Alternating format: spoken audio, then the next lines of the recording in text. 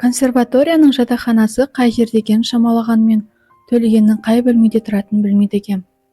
Енді кіріп шығып жатқандардан сұрауға тура келді. Төлеген деген жігітті білмейсіз бе деп сұрадым қорапқа салынған флейтасын құшақтап, тық-тық басып келе жатқан әдемі қыздан. Қай бөлмеде екен? Төлеген, ол қазір мұнда тұрмайды ғой. Енді қайда? Осы жақында оны, не пәтерде болу керек, анығын білмеймін. 7-ші бөлмеге барыңыз, бірге оқитын балалар сонда жатады. Бір қоңқақ мұрын қара жігіт шықты. Төлеген кіміңіз еді? Дейді ол мен сұрағыма жауап берудің орнына. Жай, танысым еді. Өте өкінішті, дейді ол қолының сыртымен аузын көлегейлеп есінеп. Кешіктіңіз. Төлеген кеше кетіп қалды. Төбемнен жай түскендей болды. Қоңқақ мұрын жігіттің бұдан соңғы айтқан сөздерін естігем жоқ. Үйге қалай келгенімді білмеймін. Ертеңіне қайта бардым. Қайда кетті екен, адресін біліп хат жазбақпын. Жеткенше не айтатынымды да ойлап алдым. Төлеген дермін деймін. Өзіңнен басқа ешкімім де жоқ. Сенсің менің қалғаным. Еркелей, наздана жазғым келеді. Төлеш, неткен төзімсіз жігітсің. Менің шалдуар қалжыңымды да көтере алмағаның ба? Қызғаншақ екенсің ғой. Кім ол сенің қасында? Дүниедегі барлық жігітке сені айырбастармын ба? Қайғыны ұмытып бір сәт бақытқа қайта кенелдім. Есік қаққанда кешегі қоңқақ мұрын қара жігіт тағы шықты. Дейді ол, алды-артыңызға қарамай тұра жөнеліп едіңіз, қайтып келдіңіз бе? Төлеген қашан кетті деп сұраймын. Алдыңғы күні, дейді ол жайымен. Осы кезде менде күмән туа қалды. Әрине Төлеген кеткен жоқ, оқуын тастап қайда барушы еді? Арман емес пе еді композитор болу? Әзілдеп жазған ғой. Қазір осы бөлмеде отыруы да мүмкін. Мені сынайын деген шығар. Кеше кетті деп едіңіз ғой. Қоңқақ мұрын жігіт сәл аңырап қалды да. Деді тағы, кеңсірігінен мырс етіп. Мен ол сөзді айтқаннан бері бір күн өтті емес пе? Арқамды ызғар қарып бара жатты. Есімнен адасатын шығармын деп ойладым. Кетті деп тұр емес пе, демек кеткен. Әйткенмен әлі де үміт бар еді. Кетсе қайда кетті деп сұраймын. Бейхабармын, дейді қоңқақ мұрын жігіт міз бақпаған күйінде. Өзі де білмейді-ау деймін. Қайда бет алғанын. Новосибирск жақтағы бір қазақ ауылында ағайындарым тұрады деген естігенім бар. Жалпы тұйық жігіт еді, ешкіммен сырласпайтын. Өте жақсы жігіт еді, деді менің бас аяғымды көзімен шолып өтіп. Бірақ қиқарлау болатын, өз айтқанынан басқаға көнбейтін. Соңғы кездерде шырт етпей ашуланғыш болып кетті. Дегенмен сөзге келісіп стипендиядан да алынып қалды. Қыс бойы қалай күн көргенін білмеймін. Сірә жексенбі күндері әр жерге барып, қол жұмыс істеп ақша тауып жүрсе керек. Қабілетсіз жігіт емес еді, дейді сәлден соң маған қадала қараған қалпы. Тек жазғандары былай нелеу келеді. Ақыл кеңес ретінде достық сынды айтып көрдік. Адам бір алжаса қайырылу қиын ғой. Көкке шапшып жерге түсті. Тыңдамады. Ақыры соның түбіне жетті. Сонша сұрайтындай кіміңіз еді, дейді. Жерлесіңіз бе? Жоқ деймін. Жігітім. Жігітіңіз бола тұра жайынан ештеңе білмегеніңіз қызық екен. Аздан соң, бүгінгі кеш әдемі екен, дейді. Кино көргіңіз келмей ме? Рахмет айтып кетіп отырудан басқа ештеңе қалған жоқ. Мен сөйтіп жоғалттым Төлегенді. Жоғалған нәрсе табылуы ықтимал ғой. Табам ба деген үмітте болдым. Алматыға әйтеуір бір келер, сонда маған қалайша соқпай кетеді. Көшеде үнемі жан-жағыма қаранып жүремін. Мүмкін кездесіп қалармыз. Кездеспеді. Бірде кітапханаға бара жатқанда автобус аялдамасындағы жұрт ішінен теріс қарап тұрған біреу жылушырап қоя берді. Төлеген деп ойладым. Дауыстап жүре жаздадым. Жүрегім лүп-лүп соғып, қан басыма шапшыды. Жақындап келіп қарасам, баяғы қоңқақ мұрын жігіт екен. Өстіп 1 жыл өтті. 2 жыл өтті. Азаппен 3-ші жыл тағы өтті. Осы 3 жыл бойы арыстан менің соңымнан қалмады. Әйткенмен оған жылы шырай берген емеспін. Енді маған келмеңіз, мен басқаныкімін деп талай айттым. Міз бақпайды. Көбіне сөзді басқа жаққа аударып жібереді. Немесе бәрін қалжыңға айналдырады. Өзінің жолдастары, лабораторияда бірге істейтін қыздар жайлы ананы мынаны айтып, біраз тұрған соң киноға сүйрейді. Қанша дегенмен мен де пендемін ғой. Бірте-бірте жеби бастадым.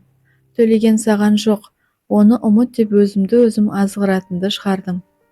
Бірақ мұным үшін Төлеген мені қатты жазалады.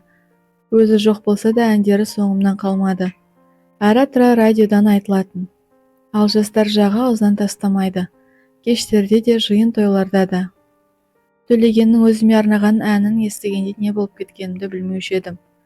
Өйткені күндер көз алдыма келе қалатын. Қар жауса үйде отырмаймын. Жылы киініп алып сыртқа шығамда, баяғы Төлеген екеуміз қыдырған жерлерге барып жалғыз өзім жүрем. Сол арман болған түнге ұқсас талай кешті өткіздім. Бірақ қасымда Төлеген болған жоқ.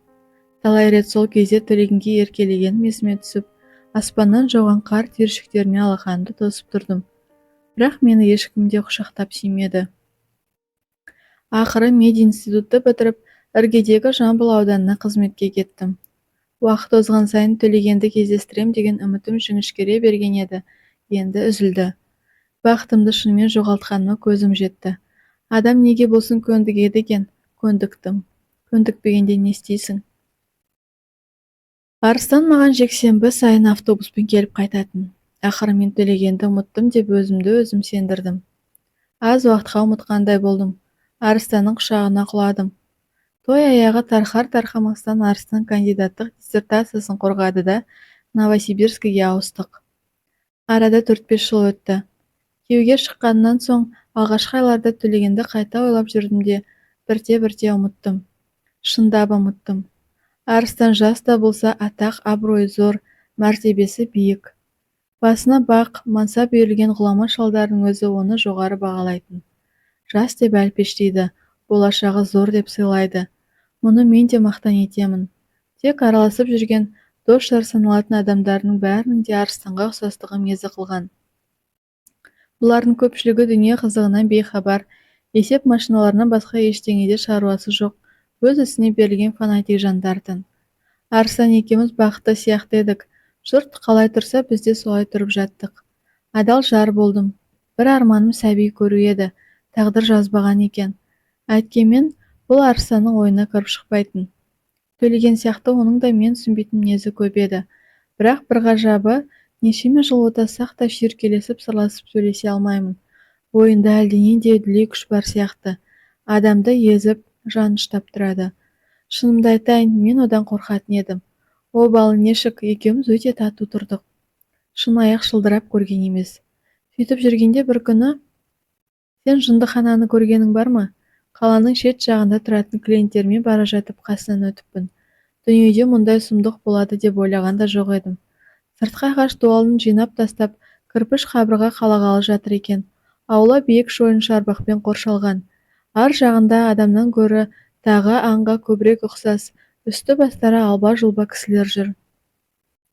Біреулері отыр, біреулері киімдерін сыпырып тастап, тақыр жерге күнге қыздырынып жатыр. Көбі беталдар жалақтап, өздерімен өздері болып жүр. Екі-үшеуі мені көріп атам заманға частушкаларды айта бастады. Менің зәрем ұшып кеткенді. Осы араға жақындамай айналып жүретін болғам. Бірақ көп ұзамай аңдаусызда тағы да үстінен шығып қалыппын. Тезірек жанынан өтіп кетуге тырыстым. Кенет өзіме бүйірден біреудің қадала қарағанын сездім. Жалт бұрылып едім, үсті басында сау тамтық жоқ, шашы ұйпа-тұйпа сабалақ біреу шарбаққа жабысып, қимылсыз сілейіп тұр екен. Көзі өңменімнен өтеді. Мен жалт қарағанда ол баж етіп, қолмен бетін басты да теріс айналып кетті. Ес түсімді білмей үйге келдім де диванға құлай кеттім. Бұл Төлеген еді. Дегенмен көзіме сенбедім. Анығын білейін деп 3-4 күннен кейін қайта бардым. Бас дәрігері қартаң адам менің Төлегенге келгенімді естіген соң үндемей аз тұрды да: ол кіміңіз болады деп сұрады. Кімім дейін, жай танысым дедім. Онда жөн деді. Өзің туған туысқаны жоқ жігіт еді. Осыдан 6-7 жыл бұрын-ау деймін, бір жамағайындар әкеп тапсырды. Шөп шауып жүргенде далада ұйықтап қалған екен. Содан ай туғанда бірақ ояныпты. Алғашқыда айқайлап өлең айтып тыныштық таппаған екен. Кейінірек мүлде тіл қатпайтын болыпты. Осында өткізген жылдарының ішінде бірде-бір тентектік көрсеткен емес. Үндемейтін де. Тек кей-кейде қолын ербеңдетіп, сірә батыс классиктерінің шығармалары болу керек, әлденеде бейтаныс әуендерді сықырып кететін.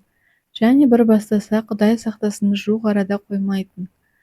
Біздің жұмыстың жайын білесіз, бірақ оған көп күш қолдана бермейтінбіз. Сау кезінде өте ақылды жігіт болған сияқты. Дегенмен сіз кешіктіңіз. Ол бүгін таңға жақын дүние салды. Мен теңселіп кеттім, білем. Дәрігер қолымнан ұстай алды. Бүйтіп жүргенше өлгені жақсы болды, деді ол. Сондықтан қуануыңыз керек. Қапы болмаңыз, деді тағы да дәрігер. Мені бекіте түскісі келіп. Бұл фәниге кімдер келіп, кімдер кетпеген. Бәріміз де өлеміз. Бірақ байғұс соңғы 3 күн ішінде қатты азаптанды. Әлде кімдерді атап шақырып, әлде біреулермен күбірлесіп сөйлесумен болды. Көптен бері қойып кеткен ескі әдетіне басып, ыңылдап әлденедей бір мелодияларға салды. Дегенмен, деді дәрігер аздан соң, танысыңызды ақырғы рет көріп қалғыңыз келсе, асығыңыз. Әлі жерлей қоймаған шығар. Мен не өлі емес, не тірі емес дәрігердің соңынан ердім. Ол созылып, тыныш қана жатыр екен. Сол баяғы күйі, сол баяғы менің төлегенім. Бірақ түсі суық, жағы сорайып, танауы қусырылған, сұп-сұр. Мен жақындап кеудесіне айқастырылған қолын ұстауға да қорықтым. Шап беріп, сенсің мені өлтірген дейтін сияқты көрінді. Әйткенмен, төлегеннің сүйегін алып қолдан қоямыз деуге батылым жетті. Үйге келген соң Арыстан екеуміздің арамызда үлкен жанжал шықты. Мен өз айтқандарымды істедім. Төлегенді жер қойнына тапсырған күннің ертеңіне өзіме осыншама бақытсыздық әкелген қаланы да, Арыстанды да тастап, Алматыға тартып отырдым. Қара көлеңке бөлмені меңіреу тыныштық кернеді. Екі әйел біріне бірі тығылысып, қимылсыз, үнсіз отыр. Тек қабырғадағы ағаш қорапты үлкен сағаттың бір қалыпты самарқау соққан тықылы ғана естіледі. Сүйегіне барғанда алдым жаңағы суретті, деді аздан соң Зия тыныштықты бұзғысы келмегендей, сыбырға жақын үнмен. Төс қалтасынан шығыпты. Сірә, кезінде біздің қыздардың бірінен қалып кетсе керек. Өзім жат біреудің құшағында жатқан кездерінің бәрінде де суретін Төлегеннің төсінде тыныс тапты. Мен арам денемді сатып, алдамшы сезімге елтіп жүргенімде, оның осы жансыз суреттен басқа сүйеніш ештеңесі болмаған. Ал менде қазір көңіл жұбатуға оның суреті жоқ. Тек бір жапырақ қағазға жазған хаты мен әні. Әні, деді Бәтима сұрауға да қорыққандай, тұтығыңқырап. Ол қандай ән? Зия сағат тықылына құлағын тігіп сәл отырды да, Бәтимаға студент кезінен бері жақсы таныс бір әнді нәзік дауыспен жайлап бастап, қайырмасына келгенде әрі қарай соза алмай, өксіп жылап жіберді.